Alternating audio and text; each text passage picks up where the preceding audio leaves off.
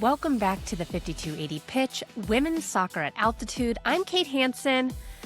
March 14th, 2026, Denver Summit FC played its first ever professional soccer game, and we lost. 2-1 at Bay FC at PayPal Park in San Jose. And look, the result stings, and I'm not going to pretend it doesn't. But the story of this game, and there's so much more than just the scoreline. And I think we owe it to this team to actually break it down. So that's what today's episode is, a full breakdown, the lineup, including where I had it right. Because if you remember last week's episode, I did guess the starting 11, and where I had it wrong, because I did have a few misses. And the first ever goal in club history, that infamous red card that changed everything, and I have a lot to say about that. What Abby Smith did to keep this from being a blowout, and the fan reaction, because you all were something else on Saturday, and I was so fortunate to be out there with you for one of the watch parties. So, all right, let's get into it. All right, before game one, I went on record with a projected starting lineup. So let's do the honest scorecard. What I got right, Abby Smith in goal. Yep, correct. The back four, I did get correct. Carson Pickett, Kaylee Kurtz, Ava Gattino, and Ayo Oke. Nailed it 4 for 4. Things were looking awesome. Melissa Kössler in the attack. Natalie Means eventually getting minutes. Came on in the 78th minute, so I get partial credit for that. And then I messed up the midfield royally. So I had Emma Reagan and Una McCormick as the double pivot with Lourdes Bosch as the attacking mid. And that is not what Nick Cushing went with. He went with Lynch holding Reagan on one side and Tosh Flint on the other. McCormick didn't start. Bosch wasn't even in the match day 11. And fans were not quiet about that. One person in the match thread over on Reddit couldn't understand why Lynch started over McCormick, and then why Reagan came off at halftime instead of Lynch. Honestly, I don't have a great answer for that either. Lynch's work rate was fine. I thought that she played a very solid game.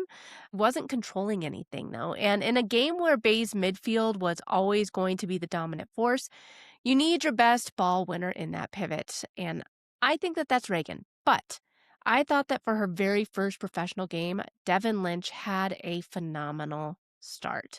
I also had Olivia Thomas starting up top. She came off the bench at halftime, and Allie Brazier, Colorado native, Summit's first ever signing, she did start, I got that right, and got 63 minutes before McCormick came on. Good debut. She was active, just couldn't quite connect with the attack the way that you would hope that she would in her first game. Natalie Means also came on in the 70th minute for Pickett, and Kurtz assumed the armband after Sonis went off with that red card. A small detail, but that is your leadership structure right there. And I assume that since Sonis got the red card, Kurtz will be wearing the armband in their next match against the Orlando Pride. Bottom line on the lineup, back four, I got those right. Midfield and attack, not so much. Cushing made some calls I didn't see coming. Some of them I agree with, some of them I'm still thinking about. And as this season goes on, I think that there will be a lot of movement around the lineup with who is starting and who is not. Now, let's talk about the game. Bay FC came out fast. In the 8th minute, Alex Pfeiffer gets the ball on the right, drives inside, and two Summit defenders fight. Both of them. She pulls back, creates just enough space, and buries it left-footed into the bottom corner, 1-0. And the two defenders that she got to bite were Kurtz and Pickett. So those are some veteran defenders that she got the best of. And Pfeiffer is a young player, and Alex Pfeiffer did get NWSL Player of the Week. More power to her. You know, she did have a great game. She scored the first goal for her team of the season. And one thing about Pfeiffer, Pfeiffer is that she is only 18 years old. So she came back from an ACL injury and she scores 2 minutes into her Bay FC debut. So you've got to respect it. But the defensive mistake there is real, overcommitting on the same player. That can't happen. And then Denver responded, which I want to make sure doesn't get lost in the red card conversation because we were down a goal, first game, road environment, and they did not fold. Smith made some huge saves to keep it at 1, including sprinting off her line and sliding to defect what looks like a certain second goal. That is a big moment. But then the 20th minute happens. Carson Pickett launches a beautiful ball 2/3 the length of the pitch from left back. Janine Sonis is moving. She brings it down, plays a beautiful cross into the box, and Melissa Kössler attacks the near post. And man, Kössler, German international in her NWSL debut, that is ours forever. And the fans in the match thread, people at watch parties in Denver, people watching on their couches. My dad was in attendance at the game at Bay, and he said the Denver fans that were there absolutely lost their minds. One fan said that it was surreal that for all the months this was just talk, seeing them score in a real stadium made it feel real for the first time. But then, 6 minutes later, everything changed. In the 26th minute, Sonis goes into a slide tackle on Pfeiffer. The left cleat comes up just a little bit. Studs make contact. Pfeiffer goes down. Referee Nabil Ben Salah shows yellow. Then they go to the VAR review, and it's upgraded to a straight red. Sonis is off, and she misses the next game. 6 minutes after she set up the first goal in club history. Now, I want to talk about the actual rule because I thought it was a bogus call when I saw it happen live because it was such a slow tackle. Honestly, she was so far out when she started the slide. I was like, no, this is it. It's not an aggressive tackle at all. And for red cards, I feel like it's typically a buildup of poor tackles and fouls that have happened throughout the game. Now, I get it. Under IFAB Law 12, a red card for serious foul play requires a tackle that endangers the safety of an opponent using excessive force. That is the standard. Not studs up alone, not contact alone, excessive force. And that word right there, excessive, is doing a lot of work on this red card. The law says the player has to have far exceeded the necessary use of force. FIFA's own evaluation framework asks referees, does the player show malice? Which I don't think that she did. Is the player going for the ball? What's the speed and intensity of the challenge? Those aren't just technicalities. That is the difference between a reckless challenge and a dangerous one, between a yellow and a red. Now, this is why I don't think it was a red. Look at the images, which I have included here. Sonis is going for the ball. Full commitment, full slide. She's tracking the ball, not the player. Her left cleat comes up on contact. That is the technical violation. But is this excessive force? Is this a player who far exceeded necessary use of force? I don't see it. She's not lunging from distance. She's not two-footed. She mistimed the contact. The studs came up a beat too late, and that is reckless, maybe a harsh yellow. But the law requires excessive force, and I don't think that's what happened. I don't think that that's what's in those images. And Sonis's reaction tells you everything. She pops up immediately, goes straight to Pfeiffer on the turf, appears to be apologizing to the referee. That's not someone who went in to hurt a player. And Cushing said it without even seeing the replay. He said, no, malicious intent there. He watched it from the sideline in real time and called it a committed tackle. And that is your head coach's read. And fans on the socials, they agreed too. Multiple people said the referee had it right the first time with the yellow. One person put it simply, it was a silly call, no intention behind it, just a mistake. Several said that they couldn't see how VAR overruled a judgment call that could reasonably go yellow. Now, the counter argument is fair. I've had a lot of people coming into my DMs because I've commented on a few posts on social media saying that it was a bogus call. And here's the thing. One fan said a studs up tackle to the shin at speed is a red in basically any league that you watch. And under a strict read of the rule, sure, there's a case in that. Raised studs, contact made, that's the category. But here's the thing about VAR. A yellow can only be upgraded to a red if the on-field call was a clear and obvious error. Not a borderline call, not one that could go either way. A clear and obvious error. The referee watched this in real time and said yellow. It's not a clear and obvious error. That is a judgment call, and the VAR shouldn't be in the business of overturning judgment calls. I think that additionally, as I said earlier, Sonis started that slide so far out, there was not excessive force coming in to Pfeiffer on the hit. Her feet came up because she started her slide so far away. And the bigger picture here that I think is really interesting, the same day, Boston Legacy lost a player to a red card in their first ever game. Cushing called that one a bit harsh too. Both expansion teams, opening day, both lose players to cards, both lose the match. And Coach Cushing said it well after. The best referees understand the magnitude of the occasion. A championship game, a first ever game from an expansion team. That context is extremely important. The best officials apply the rules with that context in mind. And that didn't happen on Saturday. At least for us Summit fans, we weren't at home having to play down a player. We were on the road. Boston did have their home opener ruined a little bit because of their red card, but I do think that the league should be paying attention to that. 4 minutes after the red card, Bay scored. It's 2-1, and that is the match, essentially. 10 players trailing by a goal with 63 minutes left, not including extra time.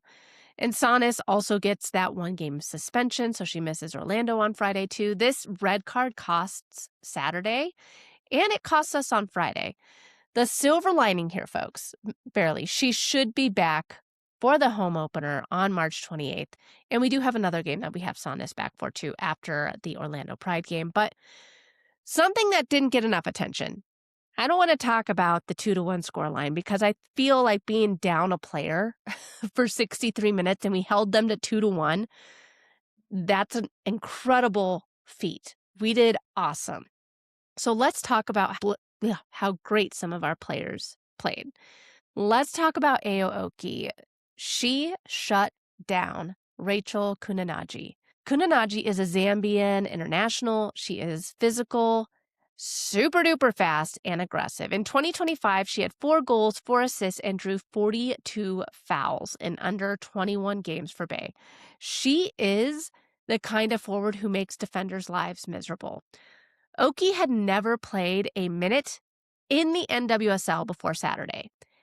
And Kununaji was quiet the entire match. Nothing down that side of the field. Oke tracked her, contested her physically, and had the pace to recover when Kununaji got into space. And that is really impressive for a player making their NWSL debut. My dad, like I said, he was there. He couldn't believe how fast Kununaji was, but then also how fast Oke was. Even the most critical post-game breakdowns acknowledge the speed and how Oke grew into the game.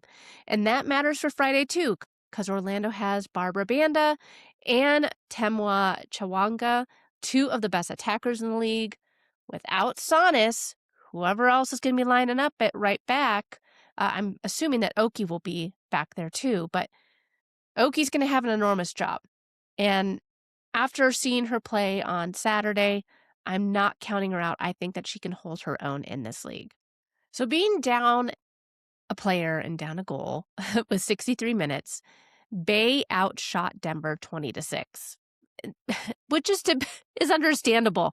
The fact that we had 6 shots on target, that is amazing. And Smith made 18 saves. Bay's new coach, Emma Coates, said after the game that her team should have had at least 2 more goals. She's right, but you know what? Smith stopped 2 separate one-on-one breakaways in the second half alone. 2 situations where it's your goalkeeper against an open attacker, and both times, Abby Smith won. Smith was the real MVP, and I'm not going to argue with that. She was authoritative. She commanded the box. She kept this from being a very ugly debut result, and honestly, the team deserves a ton of credit too. The defense looked disjointed in the first half, but once they had something to protect in the second half, they really came together. Una McCormick came on in the second half and put in a solid 28 minutes for her NWSL debut, composed in tight spaces, won some good duels. It was really good to see.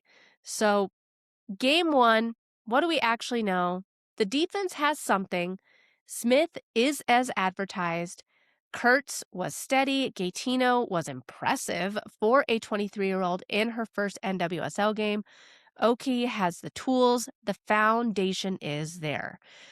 The midfield, I think that's where we need work. 6 shots for the whole match, even accounting for 10 players for 63 minutes. That gap in shot volume tells you that the midfield isn't generating the platform this offense needs yet. The midfield is constantly getting beat. Now, Heaps does come in July. That's the reality. And we have 6 NWSL rookies on the roster, most of any club in the league this season. Bay FC, one thing to keep in mind is that Bay FC has been together for 3 years. Chemistry takes time. This isn't a surprise. And the Sonis red card changed what we really know about this team from game 1. We never got to see 11v11 for 90 minutes. We never got to find out what this offense actually looks like with a full squad.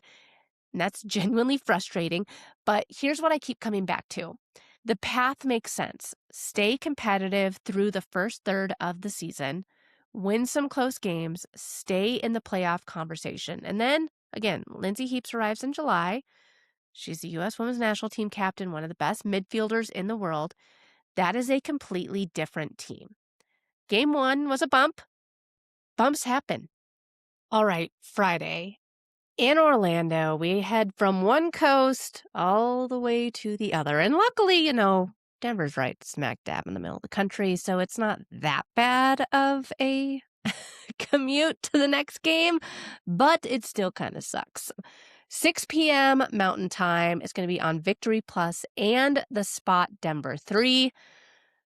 We take on the 2024 NWSL champions. As I said in the Kaylee Kurtz interview that I had a couple weeks ago, man, the NWSL really didn't do us any favors with our opening schedule.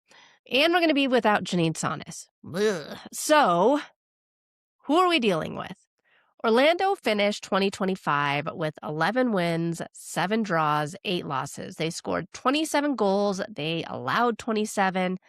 That goals against number is the best in the league alongside Washington Spirit. So in other words, they don't give up much. They're organized. They are hard to break, and they're super duper fast, like I said earlier. But here's what makes them genuinely scary. Their attack. Barbara Banda, man, 8 goals in 16 games last season. She is a top 5 forward in this league. She is physical, explosive, plays with her back to goal, and turns defenders inside out.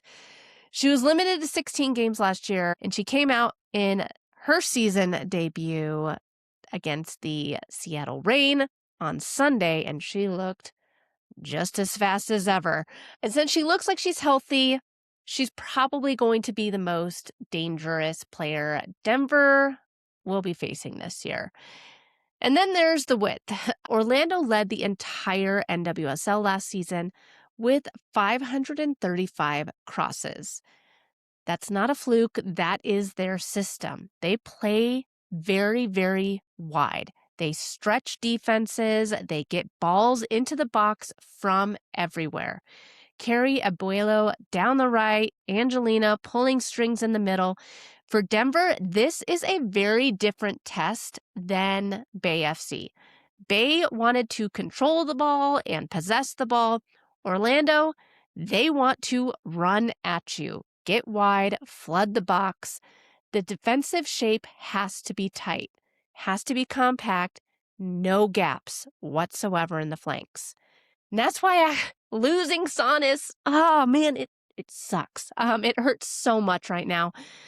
She was the captain for our first game. She is one of our most experienced defenders, Canadian national team member. She was only on the pitch for 26 minutes on Saturday, and she still managed to set up a goal, the first goal in club history against Orlando's attack. Not having her, I think she is going to be very, very missed. Whoever steps into her spot on Friday has a very big job, has very big cleats to fill. In the midfield, this is where Denver has to be better on Saturday. If Orlando gets on top in the middle third, it's going to be a very long night. Whoever Cushing puts in that double pivot has to win second balls and make the game difficult. Honestly, this is a hard game. Orlando at home, a team with a championship pedigree, looking to bounce back after a tough 2025 season, a team that lost their first game of the 2026 season as well. They're going to be going against an expansion team on the road. Smart money, folks, is not on Denver here, but upsets happen. And if Denver can stay compact, if they can limit Orlando's crossing opportunities, and Nick has something on the counter, Kössler, Brazier, Thomas, there is a path. It's a narrow path, but it's there. Friday, 6 p.m. Mountain, the Denver spot number 3. I'll be watching. I hope you will be too. There are watch parties happening. If you're not a member of the 14ers yet, that is the supporters group. Check them out. Join the supporters group. I went and hung out with them for their watch party last Saturday, and it was a ton of fun. And I'm pretty sure that they're having another watch party on Friday, so check them out.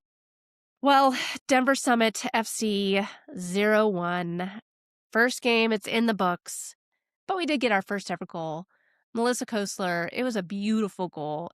And honestly, it's kind of how I pictured it happening, because it looked a lot like what we saw in the preseason. We saw a lot of Kössler crashing the net. We saw a lot of those deep passes from Carson Pickett moving the ball up the field. I'm very hopeful for this team. I am. I think that for being down a player for the majority of the game, we held our own. We came back right away after we got down. I think that this is going to be a very fun team to watch. And we got that first game out of our system. Now we can go and start taking the league by storm.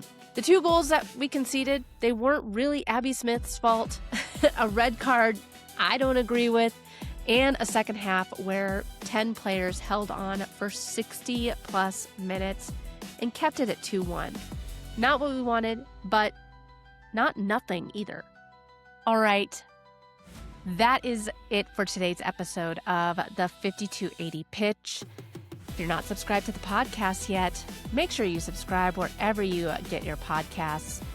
Be sure to leave us a review. It matters so much by leaving a review. We have broken the top 50 for the top soccer podcasts in the United States. So that's all because of you guys, and I can't thank you guys enough.